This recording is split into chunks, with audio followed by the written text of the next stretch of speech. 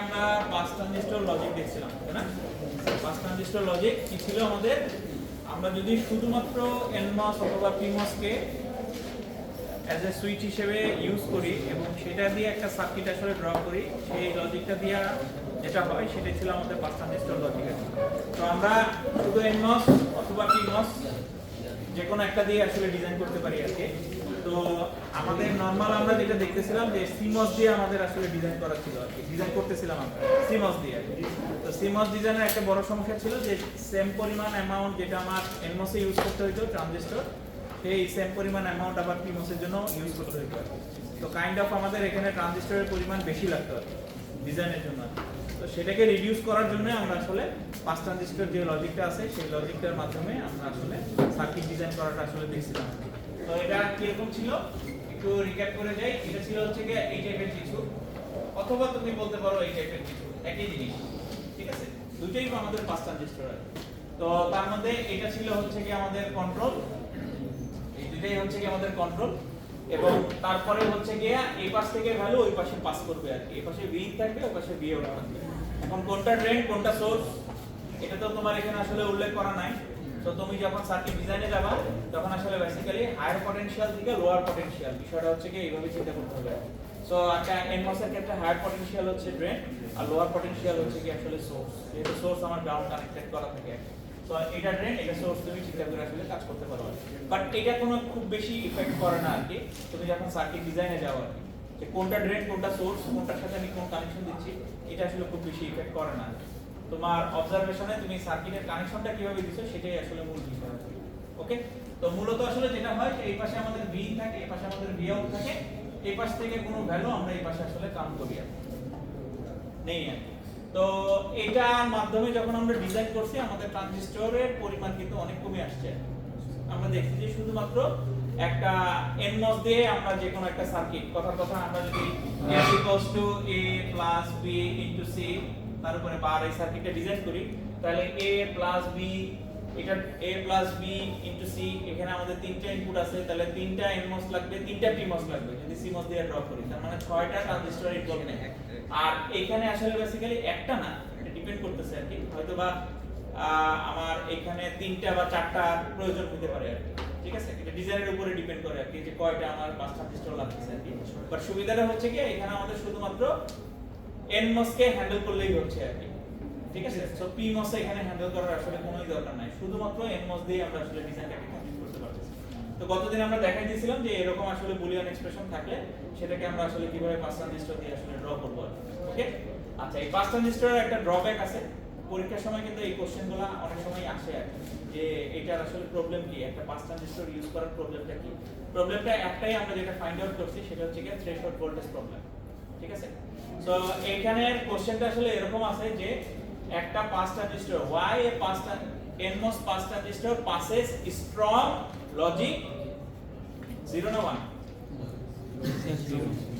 0 strong logic 0 and weak logic 1। এটা কেন হয়?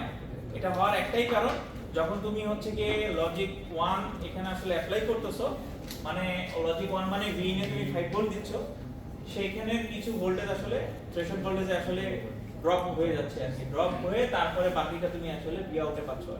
তো সেই কারণে আসলে প্রপার যেই ভ্যালুটা তুমি আসলে ভি নে দিছো সেই সেম ভ্যালুটা আসলে ভি আউটে আসলে তুমি পাচ্ছিলে না।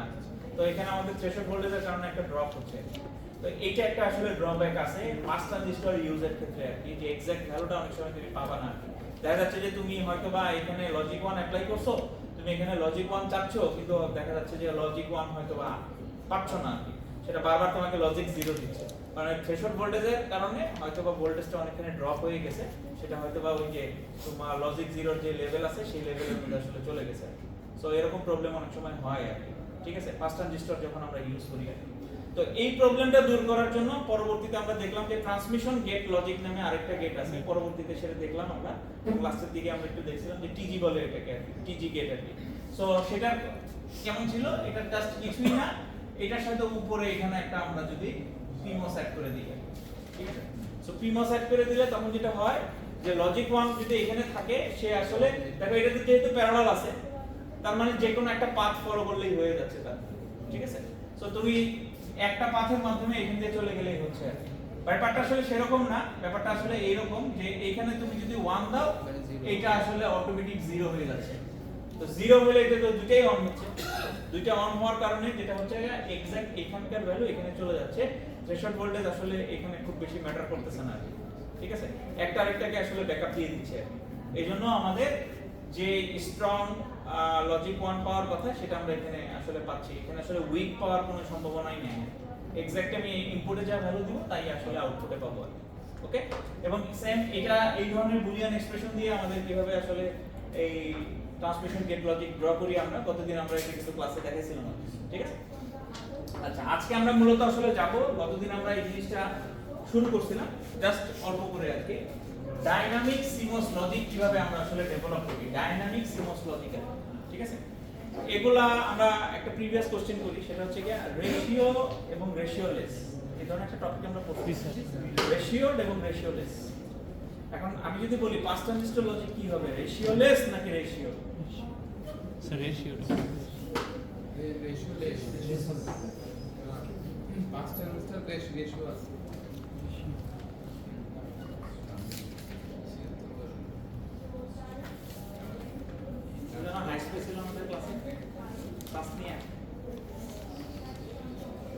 তাসনিয়া যেটা বলবা সেটাই, অপশন তো দুইটাই, যে কোনো একটা চুজ করো। ওই যে আঙ্গুলে দিয়ে চুজ করেন আমরা, এটা ছোটবেলায় যে আমরা চুজ করি না, প্রবাবিলিটি 50%, একটা তো হবেই। এটা স্যার চেঞ্জ হয়, এটা তো রেশিও আছে। পাঁচ ট্রানজিস্টর এগুলো সবগুলো হচ্ছে আমাদের রেশিওড সার্কিট, রেশিও, ঠিক আছে, রেশিওলেস না। শুধু রেশিওলেস ছিল সিমস সার্কিটটা, ঠিক আছে। বাকিগুলো কিন্তু আমাদের রেশিওড সার্কিট, আমরা এগুলো রেশিও সার্কিটগুলো আসলে প্র্যাকটিস করতেছি। তো এটা আসলে একটা অ্যাডভান্টেজ, যেহেতু রেশিও সার্কিট প্র্যাকটিস করতেছি, সো আমাদের একটা রেশিও সবসময় মেইনটেইন করে আগাইতে হয়। তাহলে একটা রেশিও ঠিক হলে আরেকটা রেশিও অটোমেটিক ঠিক হয়ে যায়। সার্কিট ডিজাইনের ক্ষেত্রে পাবো আর কি। এনিওয়ে, ওই টপিকে আমরা যাচ্ছি না। So dynamic seems, dynamic seems এটা আমরা দেখব আর কি। তো ডাইনামিক সিমসের যে বেসিক ব্লক ডায়াগ্রামটা সেটা গতদিন আমি আঁকাই দিয়েছিলাম। কি ছিল সেটা, যে এখানে তোমার একটা এনমস এর ব্লক থাকবে, ঠিক আছে, উপরে একটা মেজররি তোমার পিমস থাকবে, নিচে একটা মেজররি তোমার এনমস থাকবে, দুইটা একটা কানেক্ট করা থাকবে। এই হচ্ছে কি বিষয়, এটা একটা ক্লক দ্বারা নিয়ন্ত্রিত হবে, আর এখান থেকে তুমি বেসিক্যালি আউটপুট পাবে। এটা ছিল হচ্ছে কি আমাদের ডাইনামিক সিমস। তাহলে আমরা যেটা বলতেছিলাম যে সিমস যেটা আমরা একদম প্রথম থেকে বলে আসতেছিলাম এই কোর্সের ক্ষেত্রে, ওগুলা ছিল হচ্ছে কি স্ট্যাটিক সিমস, ঠিক আছে, ওগুলো ছিল স্ট্যাটিক, আর এটাকে আমরা বলি ডাইনামিক। ডাইনামিক বলার একটাই কারণ, কারণ ডাইনামিক বিষয়টা আমরা কি জানি যে সবসময় আসলে গতিশীল বা চেঞ্জিং এর মধ্যে থাকে আর কি, আর স্ট্যাটিক কিন্তু সবসময় এক রকমের ভ্যালু, ঠিক আছে, চেঞ্জ হবে না সেখানে স্ট্যাটিক ভ্যালুটা। সো যেহেতু ডাইনামিক আমরা এখানে ক্লক নিয়ে আসছি, সো ক্লকের মাধ্যমে আসলে ভ্যালু চেঞ্জ হবে। সো এখানে আসলে দুইটা ফেজে আমরা ভ্যালু কাউন্ট করব, দুইটা ফেজে। একটা হচ্ছে কি ক্লকের ভ্যালু যদি আমি আসলে 0 দিই, ক্লকের ভ্যালু যদি 0 দেই তখন কি হবে, আর ক্লকের ভ্যালু যদি 1 দেই তখন কি হবে। ক্লকের ভ্যালু যখন 0 দেই সেটাকে আমরা বলি হচ্ছে কি প্রিচার্জ ফেজ, প্রিচার্জ।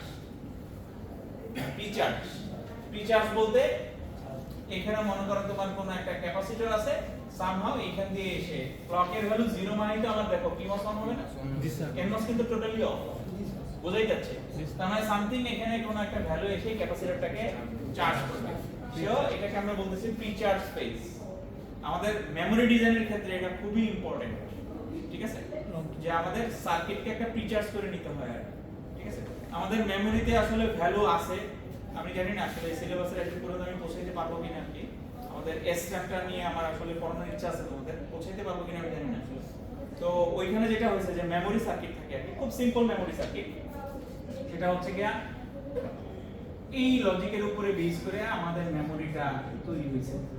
সিম্পল এই লজিকের উপরে বেস করে আমাদের যে এত বড় বড় মেমরি আমাদের ডিভাইসে আছে, সিম্পল এই লজিকের উপরে বেস করে। লজিকটা কি, তুমি দেখো এখানে যখন 0 দিচ্ছ এই পাশে 1 হয়ে যাচ্ছে, এই 1 আবার 0 হয়ে যাচ্ছে, এর মধ্যেই কিন্তু ঘুরপাক খাচ্ছে, ঠিক আছে, এর মধ্যেই আছে, এর বাইরে কিন্তু কিছু যাচ্ছে না। এই সিম্পল একটা লজিকের উপরে বেস করে আমার আসলে কাজ করে। সো এইটাকে যদি তুমি জাস্ট হোল্ড অবস্থায় রাখতে পারো, ও মেমরিতে ওই ভ্যালুই থাকে আর কি, যতক্ষণ পর্যন্ত তুমি ভ্যালু না চেঞ্জ করতে। আবার তুমি এটার ভ্যালু 1 দিয়ে দিচ্ছ, এটা অটোমেটিক 0 হয়ে যাচ্ছে। এই জিনিসই কন্টিনিউ থাকতেছে, ঠিক আছে? এটাই হচ্ছে SRAM, static random access memory বলে। র্যান্ডম অ্যাক্সেস মেমরি, আরেকটা হচ্ছে কি ROM, রিড অনলি মেমরি। দুইটার মধ্যে পার্থক্য বুঝো? র্যান্ডম অ্যাক্সেস মেমরি, তুমি মেমরি কথাটা দ্বারাই বোঝা যায়, র্যান্ডম অ্যাক্সেস মেমরি, মেমরি যে কোনো ভ্যালু তুমি যে কোনো সময় অ্যাক্সেস করতে পারো। রিড অনলি মেমরি, তুমি খালি ভ্যালু মেমরি থেকে রিড করতে পারতেছো, এখানে তোমার মনে করো যে কোনো কিছু তুমি চেঞ্জ করতে পারবে না, এটা ফিক্স, ঠিক আছে? ওই জিনিসটা হচ্ছে যেমন তোমার মোবাইলের যে স্টোরেজ 128 জিবি ফিক্স না, তুমি কি চাইলেই সেটা চেঞ্জ করতে পারবা? চেঞ্জ করতে হলে তোমাকে আরেকটা বসাইতে হবে, ডিভাইস বসাইতে হবে, তারপরে সেটা চেঞ্জ হবে, ঠিক আছে? সো ওই রকম আর কি। এইটা হচ্ছে কি আমাদের RAM এর একটা হচ্ছে কি জাস্ট বেসিক আর কি, যে এখানে আমি ভ্যালুটা এখানে স্টোর করে রাখি আর কি, এইভাবে করে। এখন মনে করো যে এই ভ্যালুটা আমি এখানে স্টোর করে রাখছি, এখানে আমাদের দুটো অপারেশনের বিষয় থাকে। একটা হচ্ছে কি মেমোরিতে তুমি ভ্যালু বসাচ্ছ, মানে রাইট করতেছো, সেটাকে বলে রাইট অপারেশন। আরেকটা হচ্ছে কি তুমি কি ওখানে ভ্যালুটাকে পড়তেছো, তার মানে সেটাকে আমরা বলি রিড অপারেশন। রাইট অপারেশনের সময় তুমি এখানে 1 আর 0 দিছো, এখন মনে করো রিড করতে চাচ্ছ তুমি, সেটা তুমি কিভাবে ভেরিফাই করবা?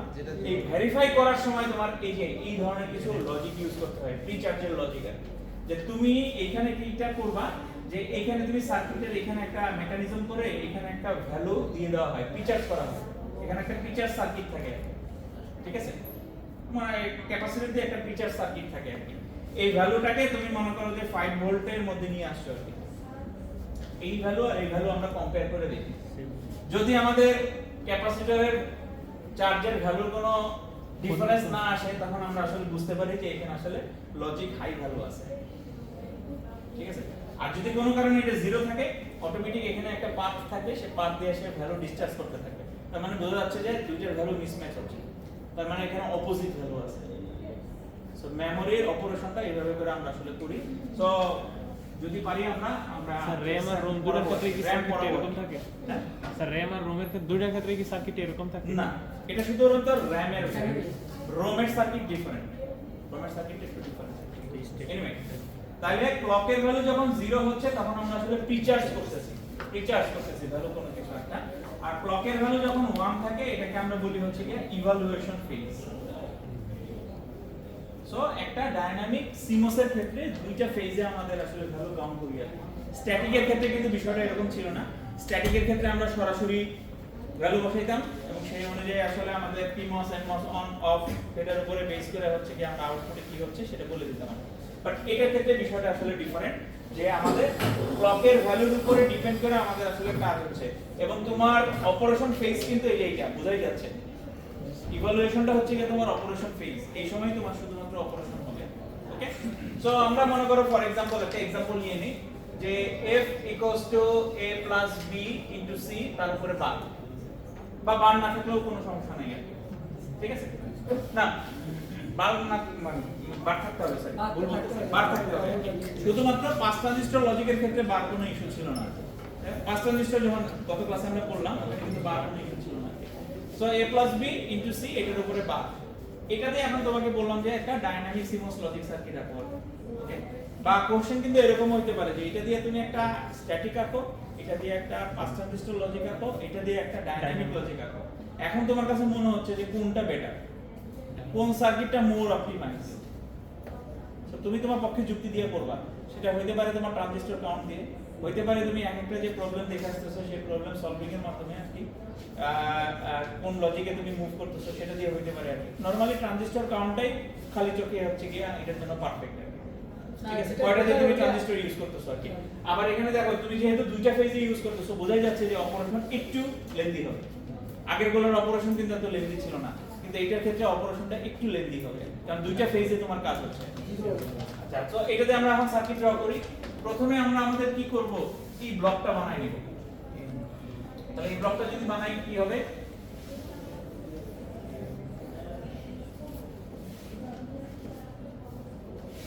এরকম কিছু, জি স্যার। হ্যাঁ এটা মোটামুটি আমরা সবাই জানি, মোটামুটি না, আমরা আমাদের সিমোস সার্কিটে সবাই ড্র করতে পারি। এটা হচ্ছে কি এই ব্লকটুকু আঁকলাম, দেন উপরে কি হবে একটা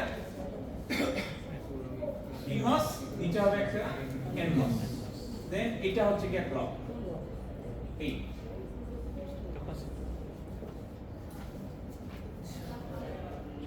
ঠিক আছে, এইটা এখন হয়ে গেল তোমার সার্কিট।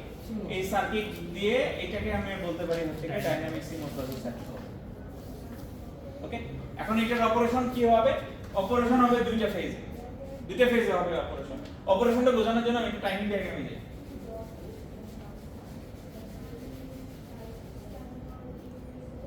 তাহলে তুমি ভালো মতো বুঝতে পারবে।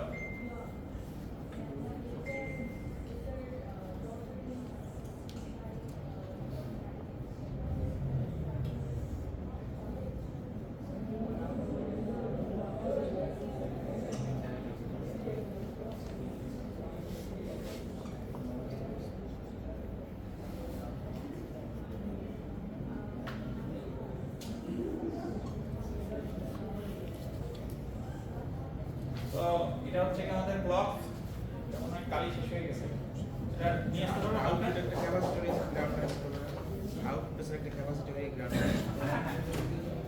আছে। এখানে মনে করো একটা ক্যাপাসিটর আছে, ঠিক আছে? সো এটা মনে করো ক্লক, এটা হচ্ছে A, এটা হচ্ছে কি B, এটা হচ্ছে কি C। কারণ এখানে আমার ইম্পর্টেন্ট ক্লকের ভ্যালু, আর ডেফিনেটলি তোমার ABC ইনপুট ভ্যালু তো লাগবে, ইনপুট ভ্যালু অনুযায়ী তোমার কাজ করবে। এখন তোমাকে আমি হয়তো বললাম যে F এর ভ্যালু কি হবে সেটা তুমি আসলে বের করো। ওকে, প্রথমে দেখো তোমার ক্লকের ভ্যালু, তুমি যদি খেয়াল করো ক্লকের ভ্যালু 0 1 0 1 0 1 0 1, তার মানে এটা হচ্ছে কি তোমার প্রিচার্জ ফেজ, এটা হচ্ছে কি ইভালুয়েশন ফেজ। এগেইন এটা প্রিচার্জ ফেজ, এটা হচ্ছে ইভালুয়েশন ফেজ। এইভাবে করে তোমার আগাবে। ওকে, তুমি বেটার ডেফিনেটলি তুমি যদি এখান থেকে একটা দাগ টেনে নিতে পারো খুবই ভালো।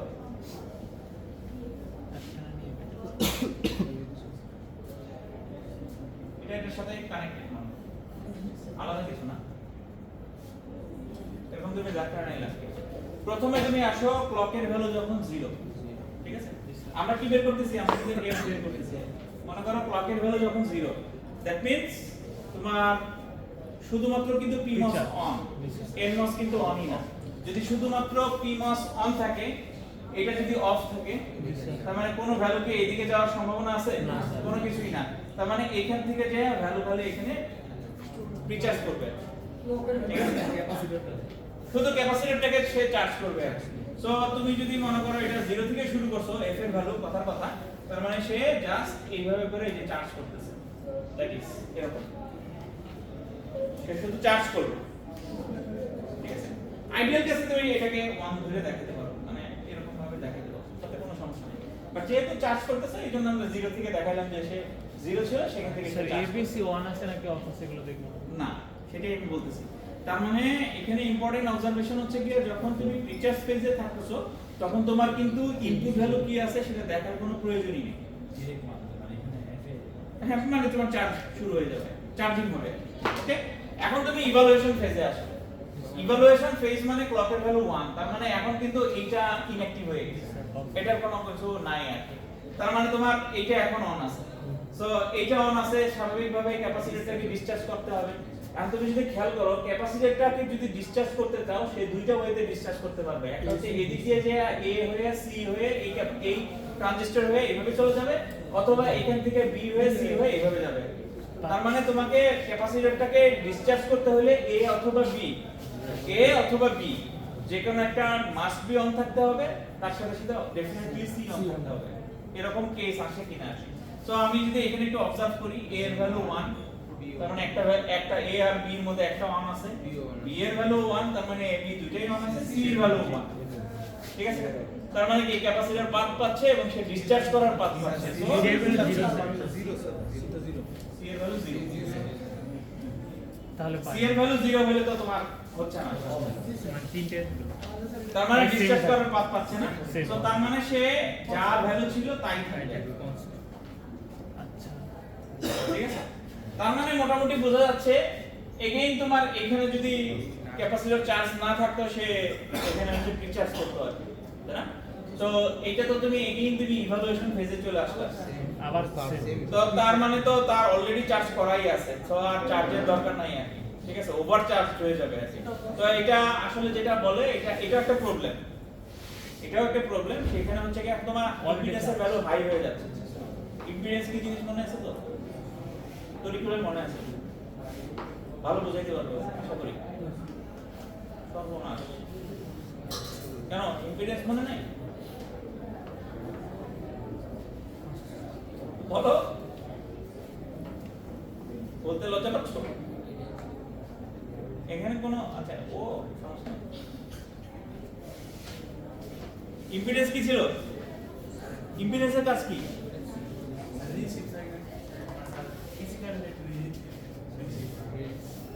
এসি কারেন্টেরই একটা রেজিস্টিভ পার্ট আছে, ঠিক আছে? তার মানে হাই রেজিস্ট্যান্স মানে ওখানে তোমার কারেন্ট ফ্লোতে সে বাধা দিবে। একটু কি আমরা বুঝতে পারতেছি? আপাতত এতটুকু বুঝতে আমাদের হবে যে এখানে আমাদের হাই রেজিস্ট্যান্সের তৈরি হচ্ছে। সো পরবর্তী স্টেপে এটার পরে একটা স্টেজ থাকবে, ঠিক আছে? একটু পরে আমরা দেখব ক্যাসকেড থাকবে। সো ওই স্টেজে আসলে আমাদের একটা ইফেক্ট পড়বে। তো আপাতত আমরা ধরে নিচ্ছি যে যেই ভ্যালু ছিল সেই ভ্যালুতেই আমরা আছি, এবং মোটামুটি তুমি দেখো, খেয়াল করে দেখো, এটা এই পর্যন্ত আসলে তাই থাকবে, তাই না? আচ্ছা, এখন আমার একটু মনে হয় আমি তার বুঝা কি নেই আন্দাজে এটাই গেছে, তাহলে একটা ডিফারেন্ট কোনো কিছু করলে আসলে হবে না। তো একমাত্র এইখানে এসে দেখা যাচ্ছে যে 0 0 1, কিন্তু এখানেও আসলে তাহলে আমার তাহলে একটু চেঞ্জ করে দেন। দরকার আছে 1 1 1 লাগবে। তিনটে ওয়ান তো এখানে 1 হ্যাঁ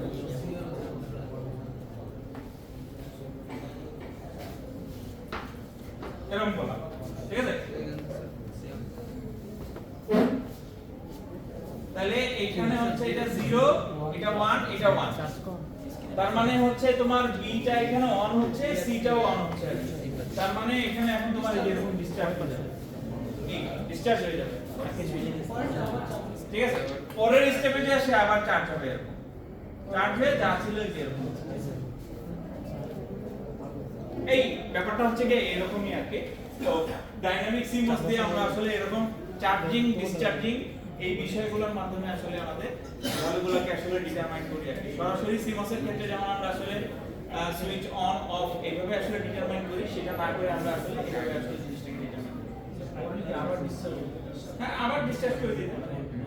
এটা ডিপেন্ড করতেছে ডেফিনেটলি ইভালুয়েশন ফেজে, ডিপেন্ড করতেছে তোমার ইনপুট ভ্যালুর উপরে, যে ইনপুট ভ্যালুটা আসলে কি হচ্ছে তার উপরে আসলে ডিপেন্ড করছে সম্পূর্ণ। আর প্রিচার্জ ফেজে ইনপুট ভ্যালুর আসলে কোনোই দরকার নাই, ইনপুট ভ্যালুর উপরে